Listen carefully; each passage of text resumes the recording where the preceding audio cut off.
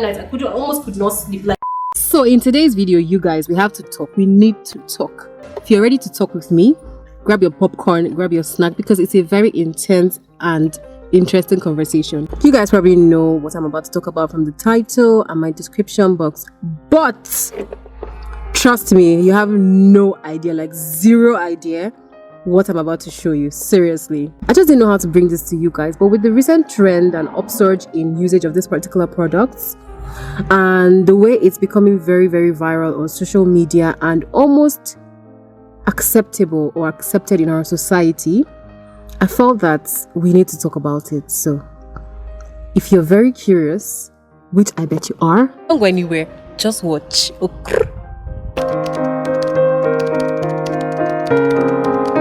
What exactly is Kayamata? Where did it come from? What is it used for? Why is it enshrouded in so much mystery and controversy? Is it witchcraft? I was determined to find out. Okay, let's start with a simple Google search. Tons of articles later, I had some idea about it. First of all, it actually turns out that Kayamata literally means a woman's property or thing. That was a bit of a letdown, to be honest. I'd expected a more, risque meaning. Oh well, we move. I found out also that Kayamata refers to a special set of aphrodisiacs made of herbs, roots, spices, seeds, and fruits that have been used for over 5 centuries by women from northern Nigeria to enhance love and, intimacy.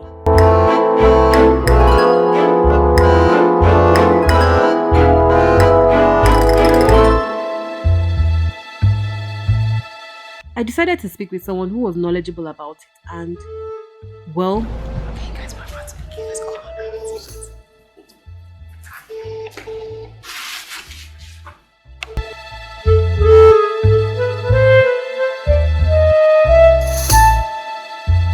Hello. Hello. Good evening. I saw your page on Instagram. Okay. Yes, is this a good time to talk? I'll reply you. Oh, okay, so I should send a DM. Alright, thank you. So you guys, I'm calling now. She's actually one of the biggest ones in Lagos. Like, she's one of the top ones that all the celebrities buy from. I was trying to get an interview with her to see if she can debunk any of these myths. I mean, I feel it's only fair. Before I tell you guys what I think about it, it's only fair to give the actual sellers and makers of this thing a phone call so they can speak for themselves, right?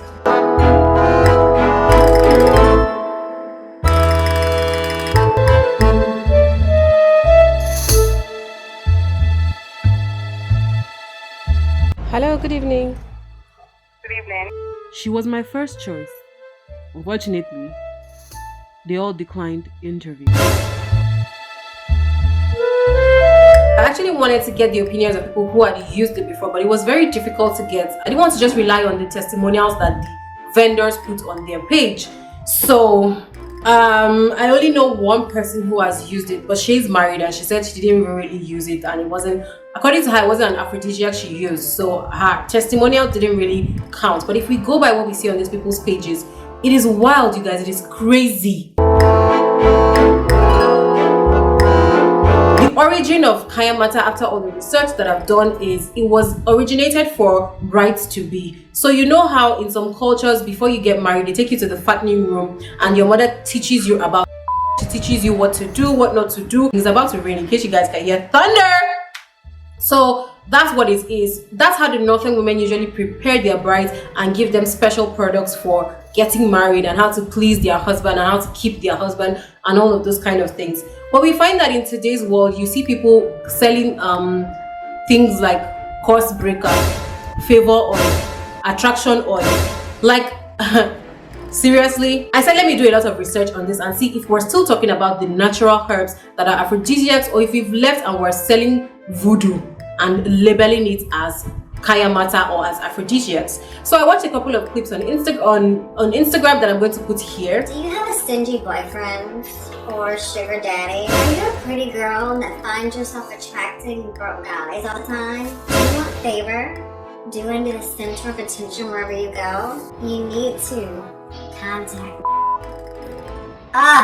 So a lot of people have been sending me messages asking me if we'll do spiritual work. Yes, of course we do spiritual work, and our spiritual work is very, very, very potent. But before we do any work for you, we first have to do spiritual inquiry. So when you come to my DM, no amount of epistle or story or anything you write, the first thing I recommend, even for those I recommend special package to, the first thing I'll tell you to get is the course breaker. This takes 2 weeks and sometimes more to get ready. For example, if you're making a request for a man, like for a man's attention, a man's money, a man's love or whatever, we're going to request for that man's name, that man's details. For example, okay, while preparing products for the special package, we observe prayers, we perform white rituals and all of that. While doing these things, we have to call your name and call that person's name. Said you cannot use a special package on multiple persons. No, the special package can come in form of a syrup, a wand, a spice, a jelly, anything at all. I noticed a lot of men are paranoid about the video I made regarding the special package yesterday. Some are even coming to my page to insult me and to call me a witch, saying I'm selling witchcraft and everything. If you're a one-woman man, your wife will not buy it for you. Your wife doesn't have any reason to get the special package. But if you're a man whose pay can't stay one place, why are you not ready to face the consequences? Like, if you cannot pay the price, then they have to help you pay it. If you have a wife and you stick to your wife, guy, you don't get problem. But if you want your feet to be in every, then you should be ready to pay the price. And if you're not ready to pay the price, you should be ready to face the consequences. Don't come to my page and call me rich. I'm not a vex. It's quite interesting what she's saying here. I do agree with the fact that if you stuck to one woman, to be honest, we wouldn't have all these problems. But are you trying to tell me that we want to go this extent to keep a man? The extent that you would go for love and for money is outrageous. As far as I'm concerned, it is manipulative for you to even use an aphrodisiac without your partner's consent, because if you're using it with the intent and the motive to financially gain from them or to emotionally manipulate them because you want to get something, then your intent is completely wrong. There's some of them I can't even understand at all. When she talks about course breaker, and she says you have to submit the man's name and she will pray at 12 midnight and she will do some things, and if you're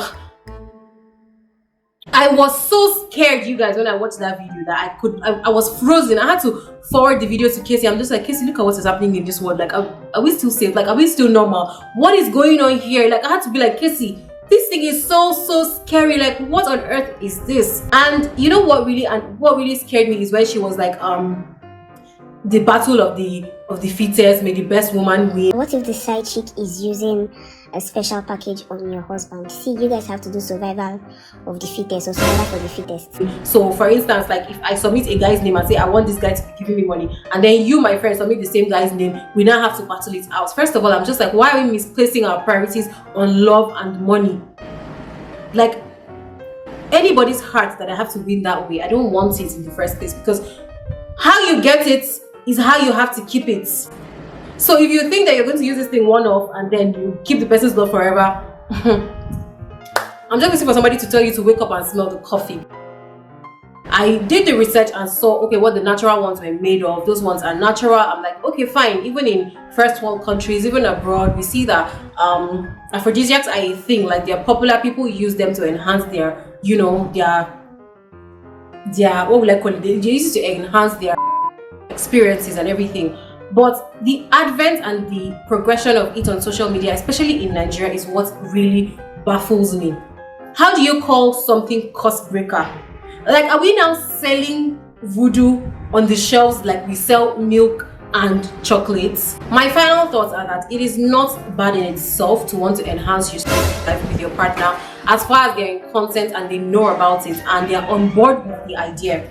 As far as your intent and your motives are not manipulative and you're not out to harm them or to steal them from someone or to make them do certain things for you and give you certain favors, then to me it is okay. I mean, at the end of the day, if you're doing it for the good of both of you as a couple, I don't have any problem with it. If you're doing this to enhance both of you's pleasure as a couple, as partners, and you're doing this with your best interest, with the person's best interest at heart, then I don't have a problem with it. Where I do have a problem, I think we should start drawing the line, is number one, the health regulations that these things contain. I've never seen any of them say that NAFDAC has given them approval. NAFDAC is the Nigerian Food and Drugs Administrative and Control Department. I have never seen any of them come with a NAFDAC number. I've never seen any of these things being produced in a lab where the government can go check that the ingredients that they're putting inside are actually hygienic and safe for consumption, mentally, physically, and otherwise. I've never seen that happen. So my first issue with it is the potential health risks. My best friend did tell me recently of someone who lost her life because she was consuming these Instagram vendors aphrodisiacs, and maggots started to come out of her privates before she opened up to anybody and said this is what she was doing and this is what caused it. She had already died. And another thing is, where do we draw the line between doing things physically and now generally as a society generally accepting things that were hush-hush before? If you remember all the Nigerian movies that you used to watch, you would recall that whenever they are going to see like maybe a fetish doctor or something, they will usually go inside the bush. Like, it's always hidden, nobody knew about it, nobody could speak of those things. It was hidden, it was an abomination to be caught associating yourself with that, or to even be involved in it, to participate in it. But today you see people sit down in their houses and package these things like products and sell it to you on Instagram, and you buy it. Who do we hold accountable when there's a challenge in the person's life? Mentally, emotionally, physically.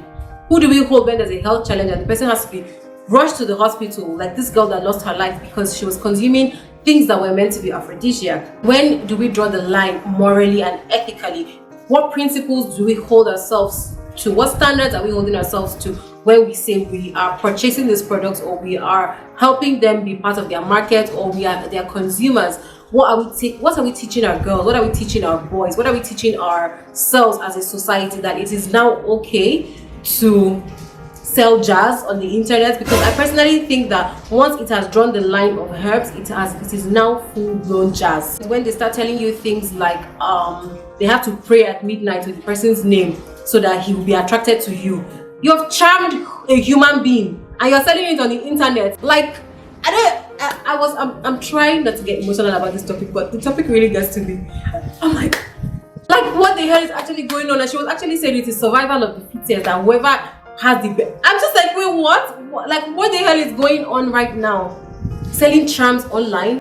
The mere sound of that makes me want to run for the hills. Like, when I started doing this research, there's something called like soul exchanges on YouTube. If you watch all these people that talk about manifestation, journaling, angel numbers, and all those things. So someone was saying about how if you, for instance, like, you feel you want your life to be better, you sit in front of a mirror in the night and then you imagine yourself as, okay, for instance, now maybe you want to see yourself in a Range Rover. Like, you want a new car, you want a Range Rover. I hope this explanation makes sense. So for instance, you want a Range Rover. You now sit in front of the mirror, I think at midnight, and imagine yourself in a Range Rover. So when you look at your reflection, that's what you're supposed to imagine. Like, you imagine yourself in a Range Rover. Your reflection is your higher self. They call you higher self. Your reflection is your higher self inside the mirror, inside a Range Rover. So it doesn't stop there. You now escalate it to the extent where you now wait for your reflection in the mirror to do something that you are not doing. I'm supposed to wait until my reflection maybe does something that I'm not physically doing, where I am outside the mirror, or my reflection like blinks or winks or something I'm not doing physically, but my reflection in the mirror does. That's when you now have the assurance that that thing has worked. I watched this video and I was like, Jesus Christ, what's happening here? I was so scared that night. I almost could not sleep. Like, it's not the way I'm giving you guys this gist. Like, I watered it down. This one, it was deep. She was saying how she and her friends did it and how it improved their lives and everything. So when I watched that video, like, I quickly stopped watching all those affirmations and manifestations and journaling and all those things. Like, if you're into those things, I'm not condemning it. I just believe in the Bible, like what the Bible says, the power of the spoken word, the power of your thoughts and your imagination. And I believe in God. Like, I soak everything in the blood of Jesus, and I use Jesus Christ and God to proclaim everything. So there's no chance and there's no There's no weirdness about it. Do you understand me? I tie mine to my religion. So what these people will now do is they take it an extra mile and then start calling on angels. They'll say you have angel number, do affirmation. Like there's something weird about this. There's something off about this. When I now started seeing all these Instagram vendors, all these Kayamata aphrodisiac sellers on Instagram, when I started seeing them and everything, I now connected it. That for her to say, for a vendor to tell you that you should bring a boy's name and she will tell you what to do in the midnight, that you sit in front of the mirror, you will hold something that belongs to him. Like I think she was like, you hold maybe his car key or his shirt, you hold something that belongs to him, and she will tell you what to say. She'll tell you what to be chanting in the mirror, and you will now wait until you get maybe approval or you get like confirmation that it has worked. You now know that okay, the boy is now yours. Like anything you ask him for, he's going to give you. Any amount of money you ask him for, he's going to give you. Anything you want, he's going to do for you. If he was married before, he will leave his wife for you. If he had a girlfriend before, he will leave her for you. If he was not paying you attention before, he'll start paying you attention now. Like he would just completely ghost everybody else and focus on you. You've charmed him. How is it okay to start selling charms on the internet, on social media? And are we trying to say that we're deceiving ourselves, that we don't know that these things are no more herbs and aphrodisiacs and natural products? We have left that and entered an entirely different era, an entirely different realm where these products and these things are now representing something else. It's just weird to me that we've come to a place as a society where we feel it is okay to sell charm on the internet, and these people have millions of followers. These people, they fly private jets, they have big houses, they are rich, they are well to do because they have so many clients. Some of them will even tell you that they can't tell you the names of the clients that they have celebrities, musicians, artists. Your favorite influencers are probably patronizing them and everything. Like it is beyond my imagination. I cannot understand it. I cannot make sense of it. So if you can make sense of it, please make it make sense in the comment section. I need to know, because to me, let us call a spade and not a big spoon. Let us stop sugarcoating things and let us stop hiding things for what they are.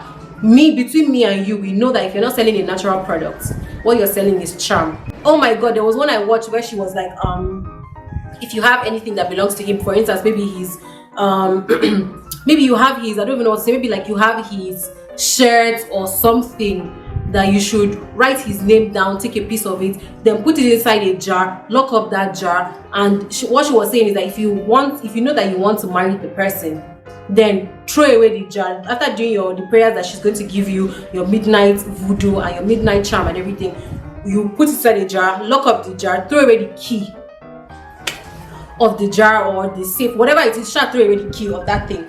But then she was like, if you know it's just someone you want to play with, like you're not really interested in, you don't want to get married to, you don't want any long-term commitment with this person, like don't throw away the key, so that you can always release him, you can always release his soul when you are done using him. Hey, Jesus is Lord. I was like, what am I hearing here? Like, what's going on in the world?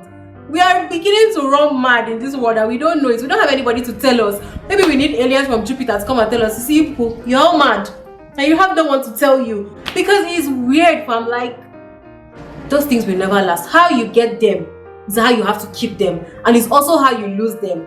So either you have done that one in your mind, you're enjoying the man, he's spoiling you with money, he's giving you this, he's giving you that, you're traveling around the world with him. There's another girl that will come and use that thing to carry him from you, because it's the same thing you used to carry him from another girl, or maybe even his wife. Like, okay, seriously, how is it that we are okay as a society knowing that people are talking about stealing other people's husbands in public confidently and telling you what to do to steal the man? Like, how like, can someone please make this thing make, like, I literally need answers, because I cannot make it. Doesn't add up. How desperate can you be for a man to love you? Can't you just wait for the one that will love you genuinely, and you will love back genuinely without knowing that you had to go through extreme measures to get the guy? Like, where's the place of high ethical standards and morality that we hold ourselves to? Where's the place of accountability? Where's the place of fairness and justice? See, I'm not going to ramble on and on. I feel like I've talked enough about this topic, but let me know what you guys think. Seriously, I'm not actually even here to judge anybody, but let me know what you guys think. Is there a line we draw between the natural herbs that mothers use to prepare their daughters for marriage, and when we enter all this soul tying and you submit his name and you call his name in midnight and you throw away the key where do we draw the line? Like, where, let's have this conversation. When is enough enough? When is it no longer okay? When are we going to say this needs to stop? And when are we going to stop feeding ourselves with psychotic things as a society and as a generation? I don't even know how to close this video, but you know, you guys have said everything I want to say. So that's it for this video, guys. If you like this video, please give it a thumbs up. Please let YouTube know you like it. Subscribe already, you guys. Subscribe to my channel. Click the bell button beside you so you'll be notified for every time this girl drops a video. You'll be notified. Love you guys so much. Let me know what you think in the comment section. I'll see you in my next video. Bye.